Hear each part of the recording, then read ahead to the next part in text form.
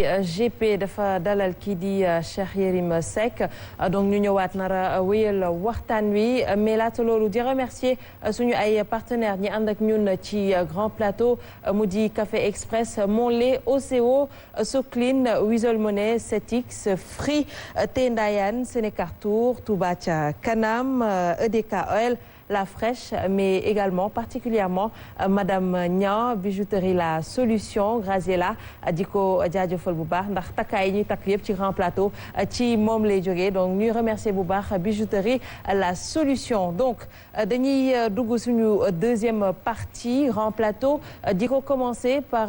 rubrique santé parce que santé daf ñu amal solo amaana moom la ñuy waxtaane boobu ba tey mais ànd ci ak Bintou Kane mu indi yeneen fànn ci wàllum santé. La vie.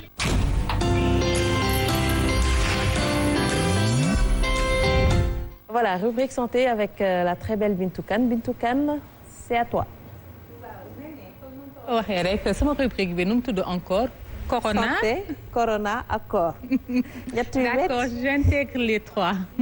donc tey dañuy waxtaanee obésité corps ak corona parce que balaa ñuy ñëw ci obésité ak corps ñu ñëw ci obésité ak corona parce que war nañu xam ni que obésité c'est une maladie du yaram bu bëri rek ñu naan nit ki dafa pata mais en réalité c'est une maladie OMS catégorisé na ko ci feebar yi donc dañuy gis ni que obésité jàngat yu bëri en tout cas spécialistes yi xam le nañ ne ci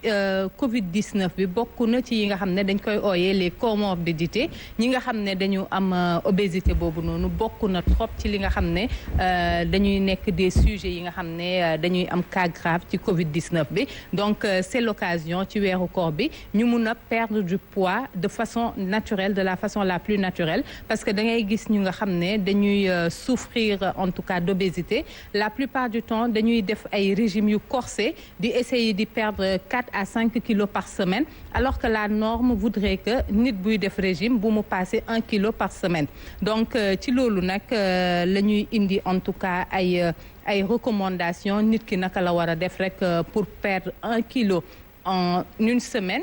te du gaañ boppam et c'est important aussi balaa ñuy dugg ci loolu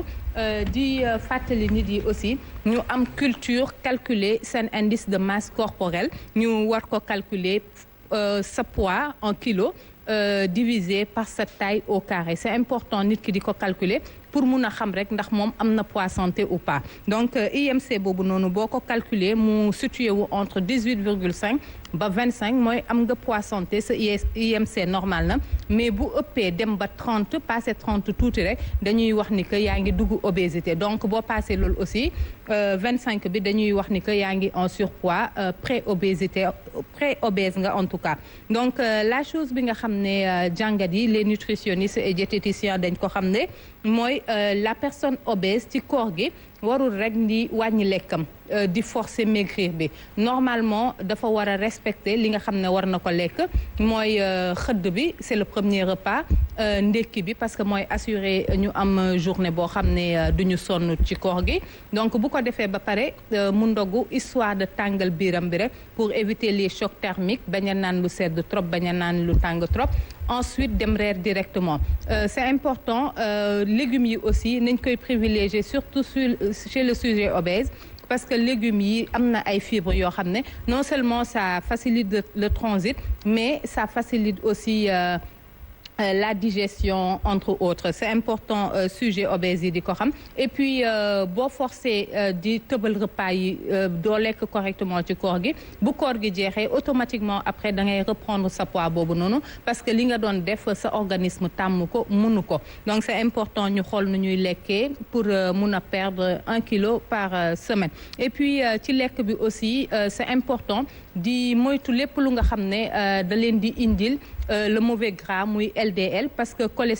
cholestérol il faut noter que dañu am ñaari type bu cholestérol le mauvais et le bon HDL c'est le bon cholestérol et le mauvais LDL ñu koy noter ci gras saturé yi ñu ci bëri dañuy taamu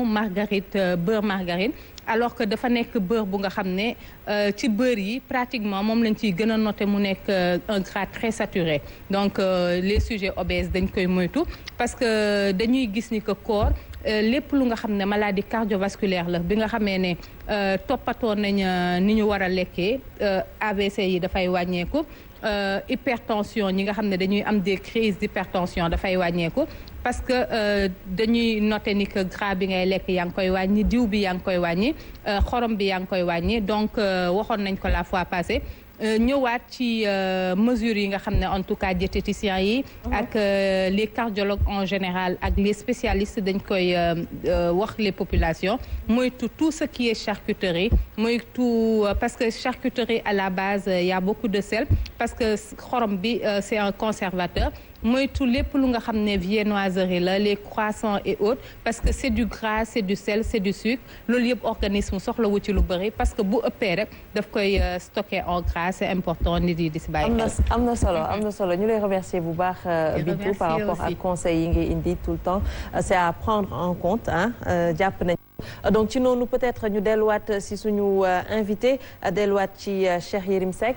dinañ waxtaane waxum aide à la presse dinañ waxtaane waxum presse parce que président de la République ñu bëri ñu ngi koy tooñ ne remercier na ñëpp ba mu des la presse alors que ñu ngi def un travail extraordinaire peut-être par rapport à la sensibilisation mais man dama bëgg ñu dugg ci Covid organique ñu gis ne que président bi ki jiite réewum Madagascar ñu dégg ko ci antenne France 24 peut-être muy wax lu tax prendre ñu ko en charge c'est parce que c'est un pays pauvre ko indi de surcroît nekk un pays d'Afrique tey ñu gis Covid organique réceptionné nañ ko fii ci suñu réew mu commencé peut-être di diviser suñu yenn spécialistes yi yow ban taxawaay ak ban jàngat lañ ci mën a nga ñu ci mën a apporter. Non d'abord il faut ñu xam ni Covid organique dañ ko war a traiter comme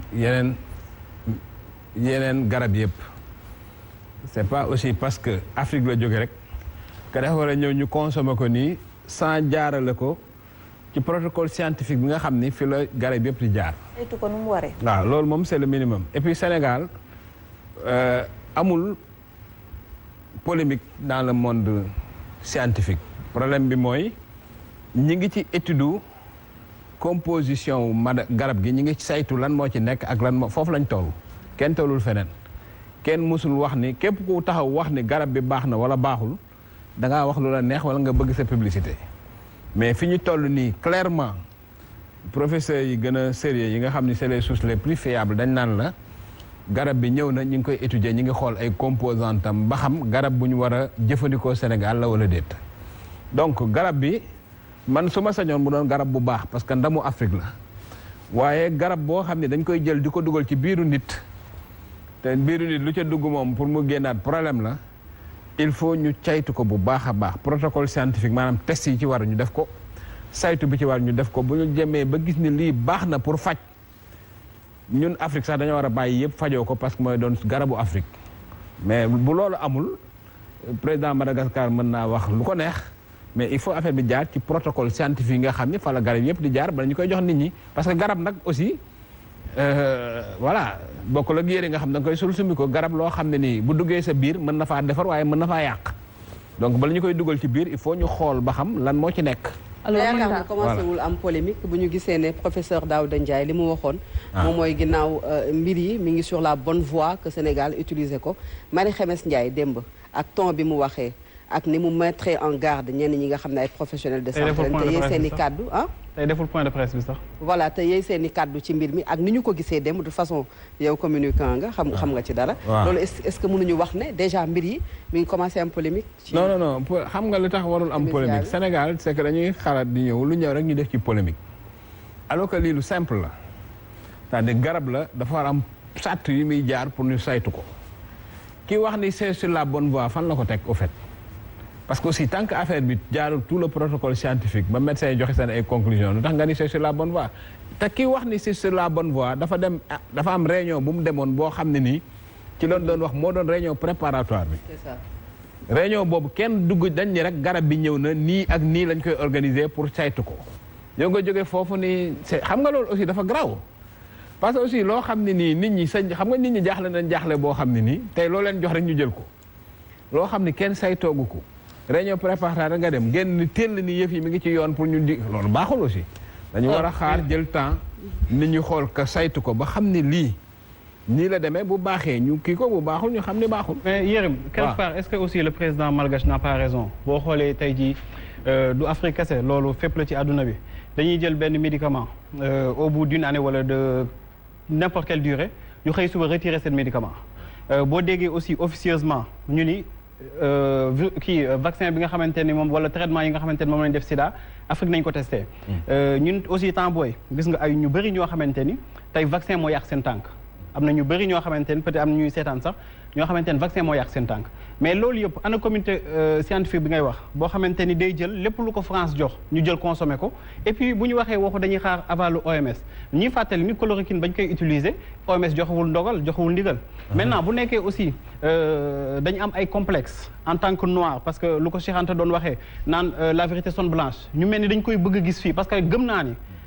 Covid organique bu nekkoon ay comprimé mu jóge France wala mu jóge Chine duñu wax waxu comité scientifique mais dañu koy jël duñu ko sol après ñu doogay xalaat ni te ñu sax duñu ko wax de waa France ci boppam parce que chloroquine bii nii dañu ko arrêté woon di jaay yaakaar naa ni loolu moo amoon n'est-ce pas léegi garab yooyu arrêté woon di ko jaay chloroquine dafay faj yeneen feebar lu dul paludisme mais dañ ko arrêté woon dañu ko retiré woon seen marché France dañu ko retiré woon seen marché définitivement parce que dañu jàppoon dafa am ay effets secondaires léegi garab bi nga xamante ne ñoom seen bopp dañ ko retiré woon seen marché ba Sénégal ñu arrêté woon di ko sax dugal ci si pharmacie de l'approvisionnement dafa poser problème léegi bu ñu ñëwee di ñu ko jox te defuñu benn test maintenant léegi est-ce que bu nekkee africain bu indee benn garab boo xamante ne ci ay plante dañ ko def rek dañuy commencer di naan wéy il faut que ñu jéem a tester yu kenn xamul mais je crois que aussi war nañu mën a wóolante mais aussi même bu nekkee sax dañ koy tester war na mën a protocole yi war nañu ko mën a wàññi jéem a fexe def le tout pour nit ñi ñu mën leen sauver économie mën a relancer wu. mais Pape Matar loolu du Afrique rek du Sénégal rek professeur Raoul c'est un professeur français. absolument ci intellectuel yi gën a mag ci àdduna bi la bokk ci domaine médecine. mais traitement bi mu ko génnee ba léegi. mais ay histoire rek i clash. absolument c'est vrai ñii d'accord nañ ñii d'accord ñu moom France moom rek moo ko fay appliqué. amul beneen hôpital France booy dem ñu ko fay appliqué. donc affaire bi aussi des fois faaw ñu fàtte affaire du nègre rek ñu ma xamul. pour man affaire bi c'est de la science. mais aussi. xaaral ma expliquer la c'est-à-dire c'est de la science c'est-à-dire nit ki aussi mënuñu jël parce que sous prétexte que lii Madagascar la jógee Afrique la jógee rek nga jël affaire yi sol ko nit ñi xam nga li ma la parce que chloroquine avantage bi mu am ci kii organique mooy garab bu existé la xam nga loolu kenn werante wu ko. garab bu existé la d'ailleurs tubaab bi sax nee nañ li tax fii coronavirus bi reyul nit ñi mooy Afrique paludisme moo tax nit ñi am quinine bu bari seen yaram te chloroquine quinine moo ci nekk tu comprends donc garab bu existé la bu ñëpp xam bokkul ak garab boo xam ne ñu ngi koy soog a jeex sur le marché xanaa xamoon ne c'est tellement sévère que aujourd'hui boo jëlee un médicament regarde par exemple feebar bi la muy tar yëpp spécialiste yëpp nee nañ pour vaccin am wala médicament am il faut au minimum 1 an et demi te loolu mooy la procédure la plus accélérée mais saa waay nag mënul génne. mais xam nga li ma la wax yaa ngi si principe dama am benn question ci wàllu politique. gis nañu ni fond mais balaa nga dem ci politique doo bàyyi ñu yeggali si chloroquine bi rek s'il te plaît. waaw kon pareego. non xam nga li ma doon wax léegi Yérim ci mbir bi c'est-à-dire. yow yaa ngi ci principe yi te principe dama koy d'accord ak yow. mais réalité bi nga xamante ne moo am Sénégal. garab bu ñu jox bu ñu ci bindee bu jógee France wala mu jógee bitim réew dañ ko dul saytu parce que li ma lay wax nii c'est des faits yoo xamante ni nit ñi dañ leen vacciner seen tànk yi am ci ay problème nit ñi ñuy jël ay garab yoo xamante ni dañ ñu koy jaay pendant 2 ans 3 ans nga xëy suba ñun la garab yi nii dañ ko retirer parce que dafa am ay effets secondaires mais tey nag bu nekkee garab bi dafa jógee Madagascar nekk plante wala à base de plante ñu commencé di naan ay affaire de scientifique yu kenn xamul boo moytuwul li nga wax ci Raoul moom ñëpp xam nañu lu nekkoon ci ginnaaw industrie pharmaceutique duñu nangu ay chloroquine di faj coronavirus alors que mën nañ si liggéey benn business bu lucratif boo xamante ne dañuy di jàppale seen problème yëpp ñu réglé ko donc am na yoo xamante ne dafa nekk ci feebar bi xam nga ko ñeneen xam nañ ko te ñu ñuy seetaan aussi xam nañ ko alors yéen dama amoon question politique fond force Covid-19 gis nañu ne opposition bi daanaka ni mag yi yoree mbir mi ñoom dañ cee noppi waxuñu ci donc mu bëri ay interprétation mais yow nan nga gisee pataaral bi nit ñi jàpp ni tey jii opposition daf ko ci noppi su ma waxee opposition nag mooy les ténors ku ci mel ne Idrissa Seck ak ñeneen ñi. waaw man dama jàpp ne gars yi dañoo nekk ci benn sorte union nationale maanaam jàpp ni affaire bi c'est un enjeu stratégique national tey na peut-être bi ñu dajanteeg Macky Sall loolu la ñu waxanteeg moom. ne lu ñu mën a gis tamit dañuy voilà di tib réew bi comme toll na fii te menace bi ñu def menace bu garaaw la ñun ñëpp dañuy teer suñuy contradiction maanaam lépp li nga xam ne moo na xaajale woon ñu noppi ci ba xeex ak coronavirus bi ba rey ko soog a ñëwaat delluwaat ca delloo buum ca mboy ga je pense que loolu jàpp naa ni xëy na même buñ ko waxul gentleman agreement la boo xam ne nii xëy na d'accord nañ ci ak Macky Sall pour maanaam mën a indi coow. mais elle est question d'intérêt national dans tout cela parce que ñi ngi wax école dafa war a ubbiwaat opposition bi am na ci xalaatam parce que saa bu ñu dem élection programme bi ñuy présenté askan wi éducation daf ci am wàll ak yeneen secteurs yoo xamante ne tey ji nit ci comprendre ñu ñooñu noppi. ah mais Idrissa Seck kat moom nga cité dégg nga li mu wax nee na ndox mu ñuy fay lakk jatt xent loolu leer na maanaam comme dafa jàpp ne dafa lakk te xaalis bi ndox muñ koy fay la jatt xent amul lu ñu ciy seet nañ jël rek dóor ko ci affaire bi xam nga loolu kooku moom wax na bopp leer na naañ bon Sonko benn moment génn menacé daan ni clause bi nga xam ne moom la ministre de la justice naroon a def ci loi bi bu ko ci defee moom day voté contre noonu Macky Sall woo ministre bi na ko génneel affaire boobu ci loi bi mu génne ko donc jàpp naa ni dafa am un certain nombre de faits yu xew xëy na moo tax xëy na kersa xaw a dox seen diggante ci lu jëm ci coronavirus bi. léegi mënuñu xaar à l'avenir gouvernement d'union nationale. c'est pas exclu en tout cas bu fekkee ne mi ngi ci xelu Macky Sall contexte bi amul contexte bu ko gën a favorable pour mu def ko ba pare dama jàpp ni sax boo xoolee liy xew après coronavirus bi ak jafe-jafe yi réew mi nar a jànkoonteel defoon gouvernement d'union nationale moo gën parce que gars yi ñi ngi wax feebar bi rek mais waxuñu li nekk ci ginnaaw feebar bi spécialistes yëpp d'accord nañ ni ñaari at yi nga xam ne mooy topp ko ci coronavirus bi nit ñi dañ gis ci kaw suuf loo gëj nañ koo gis depuis 1929 donc xam nga loolu du caaxaan donc comme loolu nag moom réew yëpp dañ ko jànkoonteel Sénégal it foofu la jëm parce que crise bii buñ ci génnee